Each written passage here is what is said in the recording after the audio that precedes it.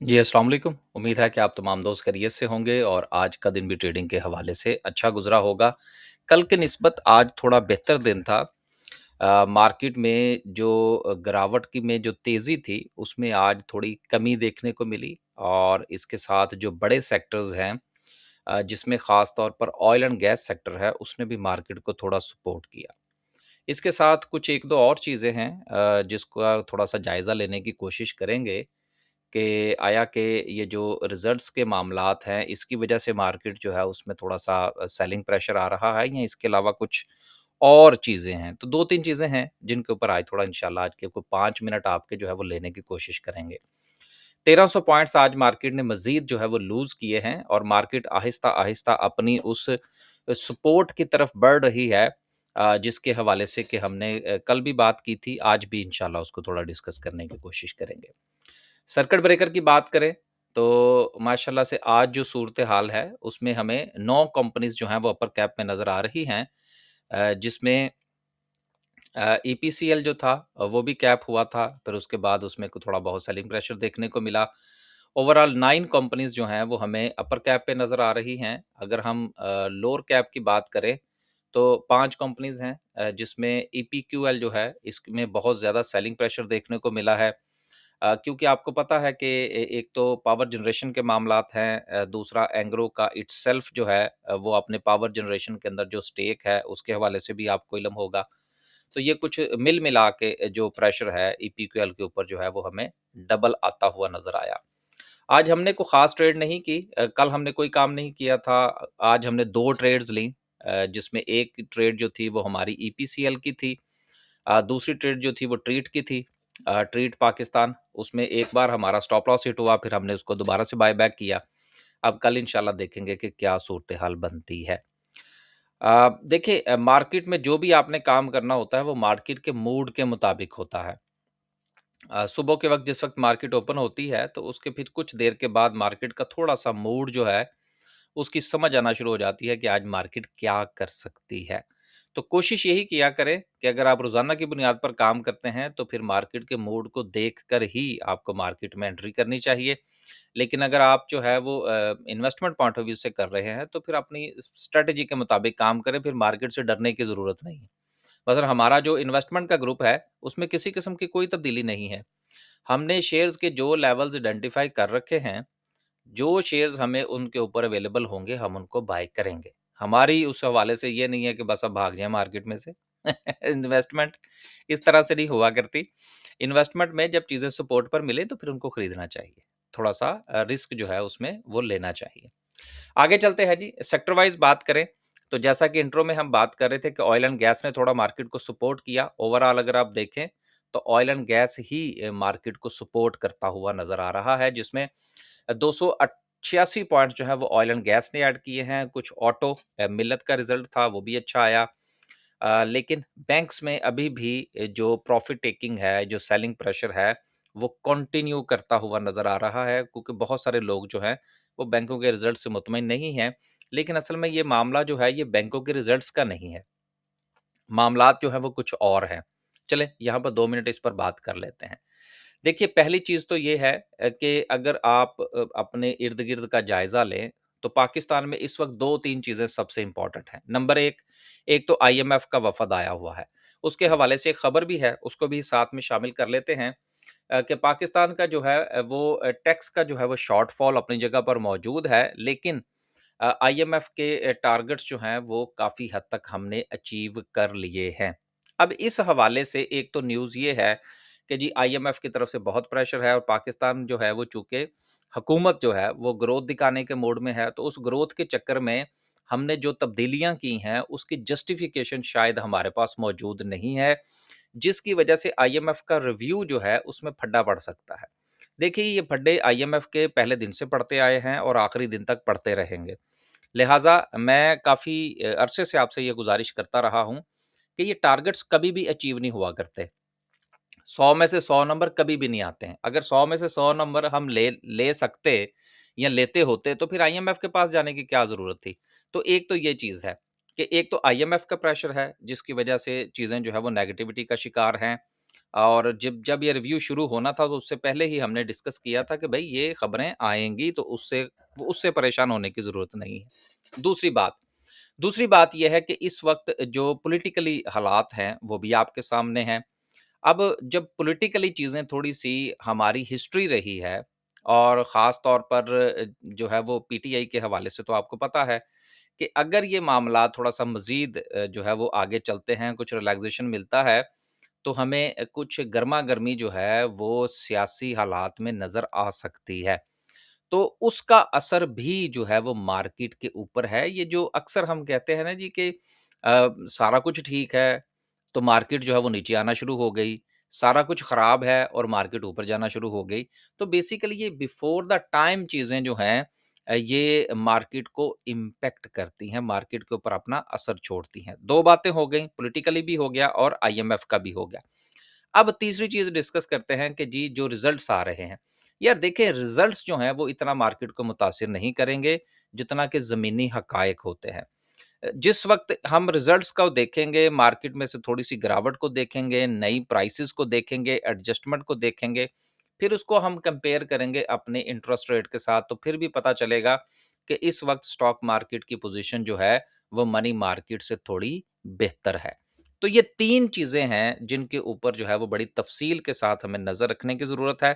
मैंने 2-3 मिनट के अंदर जो है वो इन चीज़ों को वाइंड अप किया है और काफ़ी जो है उसको डिटेल से बयान करने की कोशिश की है ताकि आप अपना फैसला कर सकें। अब चलते हैं और रूटीन की गुफ्तगू जो है, गपशप जो है उसको जारी रखते हैं।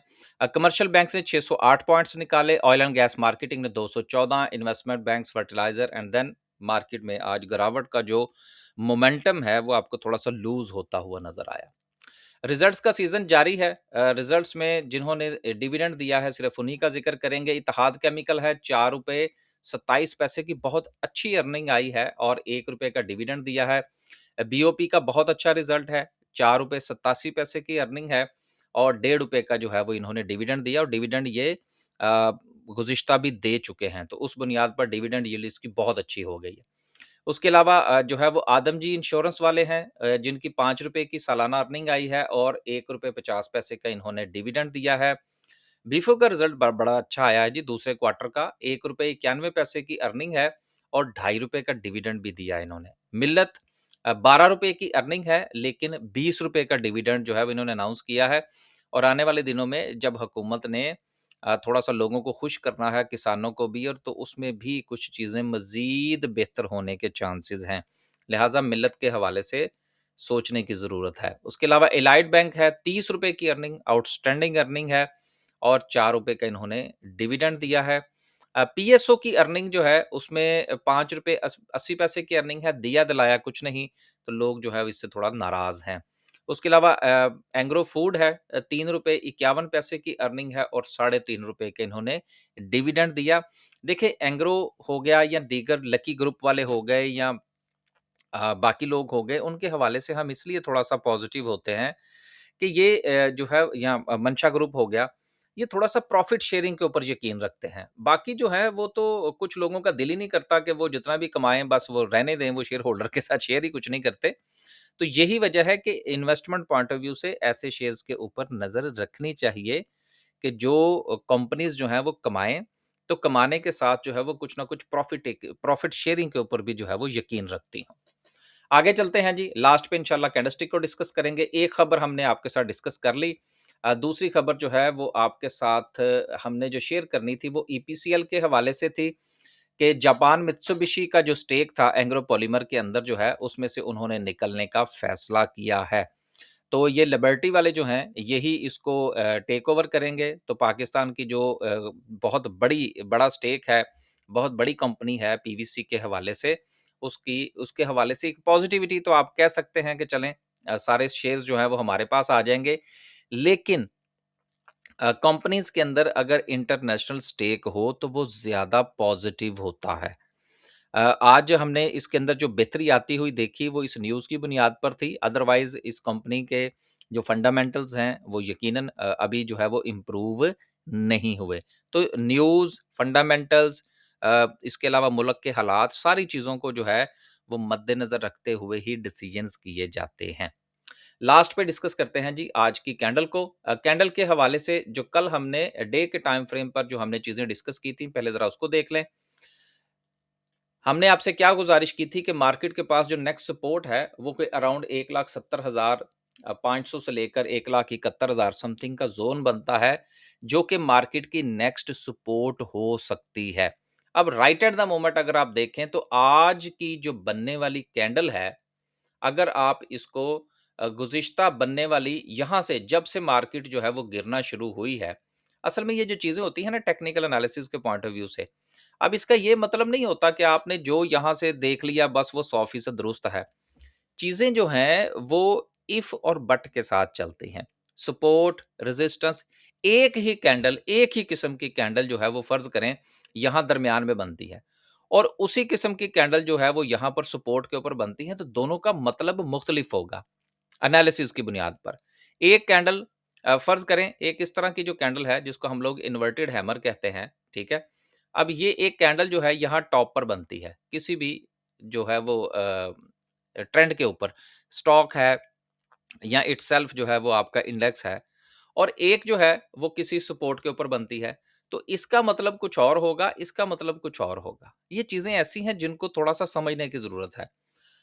अब टेक्निकल एनालिसिस में कैंडल और कैंडल कहाँ पर बनती है, ये वो वक़्त डिसाइड करता है कि यहाँ से हम कुछ रिस्क ले सकते हैं या नहीं। सो राइट एट द मोमेंट हमने जो अपना सपोर्ट आइडेंटिफ़ाई कर रखी है, वो 171 का ज़ोन है, जिसके करीब मार्केट के करीब जो बनने वाली जो आज की कैंडल है, वो थोड़ी-सी हौसला अफ़ज़ा है। तो उम्मीद ये की जा सकती है कि मार्केट अपनी इस सपोर्ट को रिस्पेक्ट करेगी, एक बात। दूसरी बात यह है कि क्या मार्केट का जो डाउन ट्रेंड है वो शुरू हो चुका है? देखें जब तक मार्केट अपनी इस सपोर्ट से ऊपर है, ये मार्केट का डाउन ट्रेंड जो है वहां से स्टार्ट नहीं हुआ। अगर मार्केट अपनी इस सपोर्ट को तोड़ देती है, तो देन मार्केट का डाउन ट्रेंड शुरू होगा और फिर बहुत सारे टेक्निकल्स जो है वो ऊपर से नीचे और नीचे से ऊपर हो जाएंगे, एक बात। दूसरी चीज़ ये है कि बहुत सारे लोग जो मूविंग एवरेजेस की बुनियाद पर काम करते हैं, अब उनके लिए बहुत सारे मसाइल जो हैं वो पैदा होंगे। मैं तो ख़ैर मूविंग एवरेज की बुनियाद पर काम नहीं करता, प्राइस एक्शन की बुनियाद पर काम करता हूँ या सपोर्ट एंड रेजिस्टेंस पर काम करता हूँ, ख़ास तौर पर इन्वेस्टमेंट पॉइंट ऑफ व्यू से। तो मूविंग एवरेज में क्या होगा कि जब तक मूविंग एवरेज जो है वो आपको क्रॉस देगी, तब तक यहाँ पर सारा का सारा निज़ाम जो है, वो उलट-पुलट हो चुका होगा। तो आपने ये फैसला करना है कि आया कि फ्यूचर में आपने मूविंग एवरेजेस को देखना है या कि आपने सपोर्ट और रेजिस्टेंस की बुनियाद पर काम करना है। सपोर्ट और रेजिस्टेंस की बुनियाद पर रिजल्ट्स जो हैं वो आपको जल्दी नज़र आ जाते हैं और आप डिसीजन आसानी के साथ ले सकते हैं। सो राइट एट द मोमेंट हमारी सपोर्ट जो है अभी वो 171 ही होगी, ये ज़ोन होगा। अगर मार्केट इसको ब्रेक करती है तो फिर डाउन ट्रेंड की बुनियाद पर हम अपने फैसलों के ऊपर नज़रसानी करेंगे। सो एक तो ये था डे के टाइम फ्रेम के हवाले से। अगर हम छोटे टाइम फ्रेम के हवाले से बात करें, जिसको हम हर रोज़ डिस्कस कर रहे होते हैं, तो उसमें हमने कल जो बात की थी, वो ये थी कि मार्केट जो है वो अपनी छोटे टाइम फ्रेम के ऊपर उसने अपनी एक सपोर्ट बनाई है। अब उस सपोर्ट में जिसका हमने आइडेंटिफ़ाई किया था, वो था 173,000 का ज़ोन, जिसके अराउंड मार्केट ने अपने आप को रोकने की कोशिश की थी। अब राइट एट द मोमेंट अगर आप देखें तो क्या सिचुएशन है कि यहाँ पर अभी जो है वो मार्केट जो है वो अपने लोअर हाइज़ और लोअर लोज़ बना रही है और ये एक ट्रेंड जो है ये आपको बनता हुआ नज़र आ रहा है। अगर मार्केट जो है वो कल अपने जो कि ये नियर टू द मार्केट की जो लेग थी, ये हमारी डे की जो सपोर्ट है उसके बिल्कुल करीब से वापस आई है। सो अगर मार्केट जो है वो यहाँ से मज़ीद नीचे जाके उसको क्लिक करने के बाद यहाँ से वापस निकलती है तो छोटे टाइम फ्रेम के ऊपर जो है वो आपको बाइंग की अपॉर्चुनिटीज़ बनती हुई नज़र आएँगी। सो अगर ये ट्रेंड लाइन ब्रेक हो छोटे टाइम फ्रेम के ऊपर, तो कल जो है वो ट्रेड लेने में कोई मुज़ायका नहीं होगा। आखिरी बात सिर्फ मैं आपसे ये गुज़ारिश कर दूँ कि हमने आज ट्रेड क्यों ली? जिस वक़्त मार्केट ने अपनी इस रेजिस्टेंस को जो कि पहले सपोर्ट बनी, यहाँ से मार्केट ऊपर गई, फिर मार्केट ने अपनी सपोर्ट को ब्रेक किया, फिर उसके बाद ये रेजिस्टेंस बनी तो मार्केट ने इस रेजिस्टेंस को ब्रेक किया। तो जैसे ही इसने रेजिस्टेंस को ब्रेक किया, तो जो पोटेंशियल हमें जिन 2 शेयर्स के अंदर थोड़ा-सा नज़र आ रहा था, जहाँ पर कैलकुलेटेड रिस्क लिया जा सकता था, फिर हमने ईपीसीएल और ट्रीट के अंदर ट्रेड बनाई। देखिए, जब तक आप अपने स्ट्रैटेजी के मुताबिक रिस्क नहीं लेंगे, तब तक तो फिर आप मार्केट में काम ही नहीं कर सकते। तो ये सिर्फ मैंने आपसे इसलिए गुजारिश की कि जो चीज़ आप आइडेंटिफाई करें, फिर उसको एक्सरसाइज भी करें। बस जी, आज के लिए सिर्फ इतना ही। खुश रहें, आबाद रहें, अपने पोर्टफोलियो का ख्याल रखें। जो हमने तफसील आपके साथ गुजारिश की है ज़मीनी हकायक के हवाले से, उसको मद्देनज़र ज़रूर रखिएगा अगर आप इन्वेस्टर हैं। अगर आप ट्रेडर हैं, तो जिस तरह से अभी मैंने आपसे गुजारिश की, चीज़ें सपोर्ट पर आएँ, ट्रेंड लाइन को ब्रेक करें, तो ट्रेड लीजिए। इजाज़त दीजिए जी, अल्लाह हाफ़िज़।